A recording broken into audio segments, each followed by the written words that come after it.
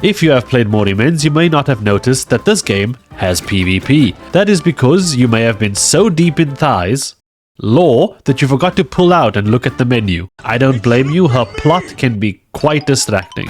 But it is inevitable as we all spawned in a world with PvP enabled. The only thing stopping us is models and society, which is not relevant in a video game, where this random individual that I do not know will now be locked in a room with me for 10 minutes as we pretend like we both know what we are doing. You see, if you have played all of Morimens' other game modes, I will have to let you know that all of that means nothing here. Your levels, your enlightens, and even what the characters do are no longer of concern. While Nymphia may still poison and G-Hillit may still bleed, Corpusant is now a healer, and Tulu can paralyze people, which I assume he does by breaking their legs. Also, fun fact, Tulu is 8-3. In PvP, you build a team of 4 units, and unlike the base game, there is no realms. Instead, each character belongs to Shield, Sword, Eyeball, Lightning McQueen, and basic maths. You cannot bring 2 characters from the same class, meaning you have to bring 4 of the 5, and which ones you pick is up to you. Each character has 5 cards that they add to your deck, and again, these are different to their normal kit, so even if it is similar, I suggest taking a look. If you're confused by the cards or the translation is currently not making sense, I heavily suggest clicking on Awaken a Trial. This will allow you to beat the living shit out of some cats for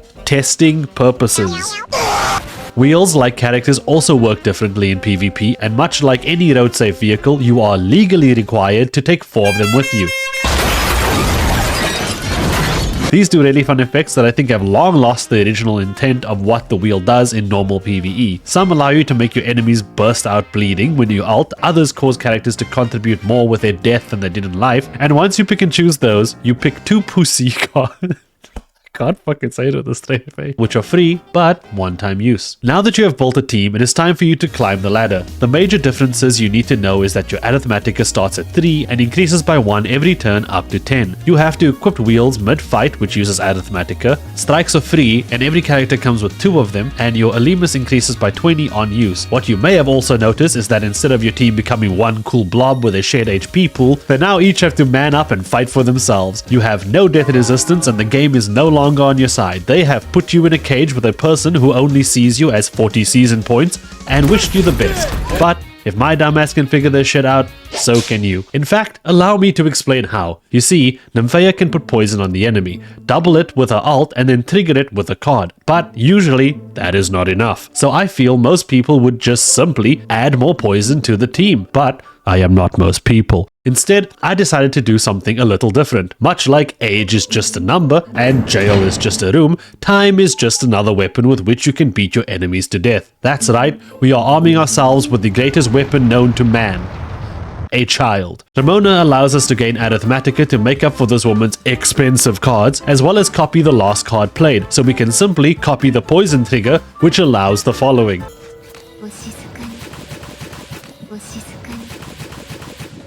It's so satisfying. It's like, I know. We round the team out with a healer like Doll to revive and remove buffs or debuffs, and any tank you want. The posse to shield my backline, and another to revive Doll when she dies so that she can revive someone else. With all this put together, my team was complete, and in fact has served me well in the past. But Discord's integrated Chinese software has leaked my premium battle plans, as my entire team is now defeated by one wheel that every player seems to carry. So for this video and my sanity, I built a completely different team. This team was not built with such planning, and instead I just picked my favorite characters that I cannot use in a team together in the actual game. I equipped it some stuff, figured I would try and get my 5 weekly wins through throwing myself against a brick wall until I won, and then I never lost a single match.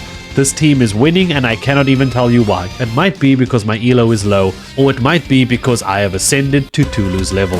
It's hard to tell. You can also challenge your friends to win, in which no season points are earned, but the winner gets to hold it over the loser's head for the rest of his life. Arise! Your child does not scare the Turkish cannibal. And hey, let me know in the comments if you guys would be down to PvP live on stream. I would love to give you all a little spanking, only because I know you like it. Where's the map?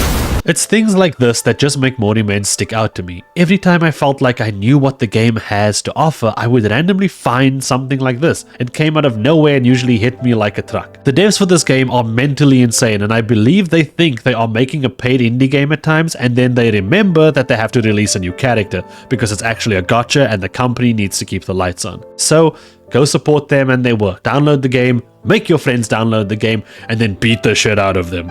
In conclusion, I have learnt nothing, and I will 1v1 you on stream if you have the balls for that. Subscribe to know when that happens. I will see you there. Goodbye and good night. You want to see this banger of an opener? I'm going second. If it's just a singular strike card. You have to be fucking me. You have to be fucking me. This is the first thing you do.